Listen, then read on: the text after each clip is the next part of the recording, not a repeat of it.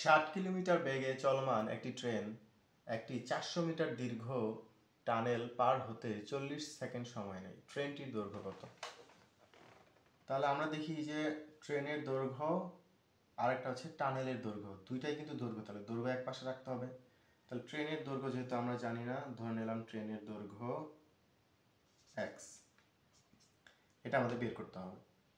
আর টানেলের দৈর্ঘ্য আমাদের দেওয়া আছে হচ্ছে 400 মিটার, আমাদের সময় দেওয়া আছে হচ্ছে 40 সেকেন্ড, আর আমাদের বেগ, সূত্রের বেগ হচ্ছে আমাদের 60 কিলোমিটার। তাহলে 60 কিলোমিটার বেগে চলমান একটি ট্রেন, তাহলে আমাদের 60, তা 60 কিলোমিটার বেগে চলতেছে, তাহলে 60 এর সাথে তাহলে আমরা কি করব, 60কে আমাদের ছোট করতে হবে, যেহেতু আমাদের মিটার সেকেন্ডে দেওয়া আছে, তাহলে এটাকে কিলোমিটার সেকেন্ডে বানাতে হলে 60-এর 5/18 দিয়ে আমরা করব। তাহলে 5/18 দিয়ে করলে এখন আমাদের এটা কাটাকাটি করতে হবে। তাহলে এখন আমরা এটাকে যদি ছোট করতে চাই, ধরেন 9 দুগুণে 18, এখানে ধরেন হচ্ছে 30, তাহলে আমরা কত ধরি 3, এখানে হচ্ছে 3×10, এখানে আমাদের আরো থাকলো। আচ্ছা ঠিক আছে, আমরা ওইভাবে রাখি, পরে করতেছি। তাহলে 40, এটা হচ্ছে 400, 4×5 = 20,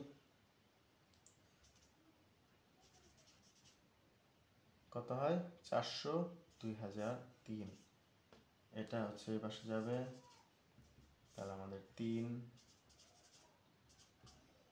1200, আমাদের থাকবে হচ্ছে 800 ভাগ হচ্ছে 3, তাহলে x এর মান আমাদের থাকতেছে হচ্ছে 800/3। এই 800/3 কে আমরা আসলে যদি করি তাহলে আমাদের উত্তর হবে 266.67, তা এত মিটার। এটা হচ্ছে আমাদের উত্তর। তাহলে কিছু কিছু ক্ষেত্রে এরকম দেখা যায় যে মনে হবে যে আসলে আমরা যদি আসলে কি আমরা অঙ্ক ঠিক করতেছি না ভুল করতেছি, তখন আমাদের আসলে উত্তর এরকমই হওয়া উচিত। অপশনের মধ্যে আপনারা অপশন দেখতে পাবেন যে এই ধরনের দশমিক আকারে চলে আসছে।